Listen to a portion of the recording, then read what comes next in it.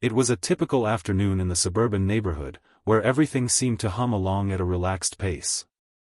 The sun was beginning to dip behind the rows of neatly manicured houses, casting a golden glow across the street. People were finishing up their evening routines, preparing for the calm of the night ahead. It was quiet, too quiet, almost, as Karen stood by her car, staring at the parked vehicle that had ignited her fury.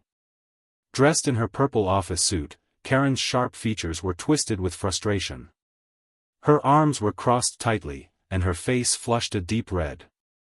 She had been driving around this parking lot for what felt like an eternity, searching for a spot to park. And yet, here was this car, taking the very space she had her eyes on. "This is ridiculous," she muttered, her voice shaking with anger. "How dare someone park here?" The officer, who had been nearby, walked over. He wasn't concerned. He had seen situations like this countless times before, angry people, frustrated with the small things in life, demanding someone else fix them. He knew the drill. "Ma'am, what seems to be the problem?" he asked, his voice calm and measured. Karen immediately exploded, her voice rising in a sharp crescendo. "That car took my spot," she yelled. "I've been driving around for 10 minutes. And you're going to stand there and tell me that you can't do something about it?" Her finger was now jabbing at the vehicle, as if by pointing she could make the car magically move out of her way. The officer's calm demeanor didn't falter. "Ma'am, parking disputes are common, but there's nothing I can do unless a law has been broken," he explained patiently. But Karen was beyond reason. She wasn't listening to him. Her mind was made up, and in her eyes, this wasn't just a parking spot, it was a personal insult. "I pay to park here.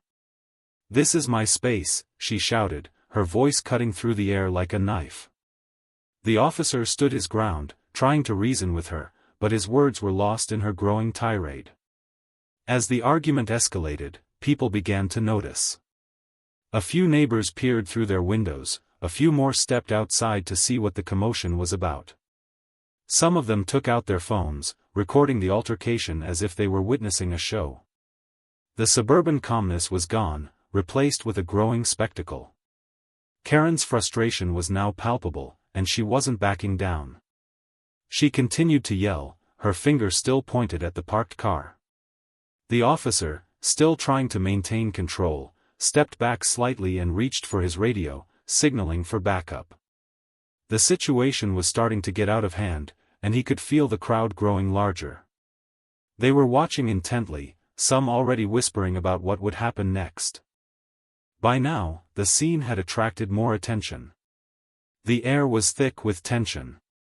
Karen's anger wasn't subsiding, in fact, it seemed to be growing. The officer stood firm, trying to remain composed, his hands raised slightly in a gesture of calm, as he attempted to reason with her. "Ma'am, this is a small issue. Please let's stay calm and sort this out," he said. But Karen wasn't having it. She was too far gone, her frustration boiling over. "I don't care about your rules," she screamed. "I've been parking here for years, and now someone thinks they can just take my space. What kind of system is this?" She was shaking with anger, her face twisted in disbelief. The officer looked at his partner, who was standing nearby. They both knew this was no longer about the parking space. It was a battle of wills. Karen wasn't going to accept that the rules didn't bend for her. She wasn't going to back down. "You need to do something," Karen demanded, her hands now gesturing wildly as she spoke. "Get the car out of my space. This is outrageous." Her words were frantic, desperate.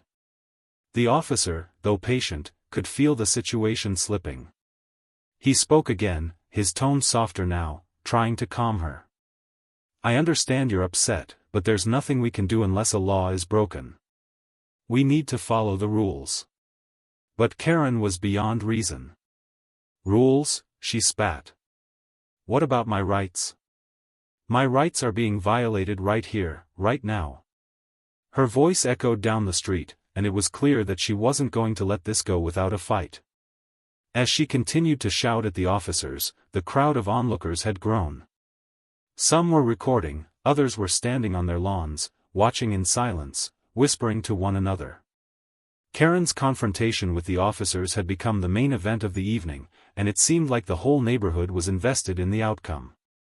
The officer turned to his partner and, without saying a word, reached for his radio again. It was time to call for backup.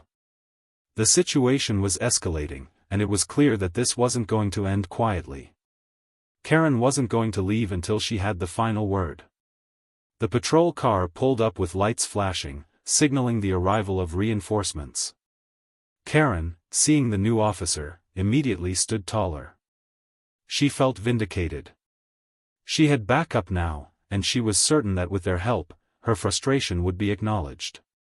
But the new officer, stepping out of the car, looked at Karen with a calm, neutral expression. His stance was firm but measured, and he didn't immediately side with her. Karen's confidence was apparent. She believed her case was about to be taken seriously. But the officers had other plans. The situation was now at a breaking point. Karen had called for backup, and backup had arrived. But instead of feeling the sense of relief she anticipated, Karen now felt the pressure mount. The officer approached her, speaking calmly. "Ma'am, I've spoken to my partner, and we've reviewed the situation. Unfortunately, there's nothing we can do. You need to move along," he said, his voice firm but respectful. Karen's body language, once defiant, now showed signs of exhaustion. Her arms were still crossed tightly, and her expression remained frustrated, but there was something else, an air of realization that perhaps the fight was over. The backup officer had not sided with her. They weren't going to bend the rules just for her. She opened her mouth to argue further, but the words seemed to get stuck in her throat. Her anger hadn't dissipated, but she knew deep down that this battle was slipping away from her. The crowd of onlookers had started to thin out, their whispers quieting as the final moments unfolded. "I pay for that space," she muttered under her breath, her voice still sharp but quieter now. "This is ridiculous." The officer nodded but said nothing. He simply waited, his gaze steady. He had said everything he needed to say, and the situation was winding down. "We're asking you to leave. This situation is over." Karen stood for a moment longer, her frustration still burning in her chest, but her body language softened. The fight was gone from her stance, replaced by the heavy knowledge that she wasn't going to win this one. She had wanted to force her way through, to make the world bend to her will. But the world, in this case, was standing firm. The officers turned and began to walk toward their patrol car, signaling the end of the standoff. Karen, though still angry, knew that there was nothing more to be done. The crowd had dispersed, and the quiet neighborhood returned to its calm state. As the patrol car drove away, the evening's tension evaporated into the still night air. Karen stood alone, staring at the empty parking spot she had fought so hard for. The rules had won. The fight had been futile, but for Karen, it was a lesson in humility that she was unwilling to admit. The neighborhood slowly returned to its peaceful rhythm, the soft glow of the streetlights now casting long shadows across the street. For Karen, this was just another lost battle in a life full of them. But the memory of the standoff lingered, reminding her that sometimes, the fight isn't worth the cost.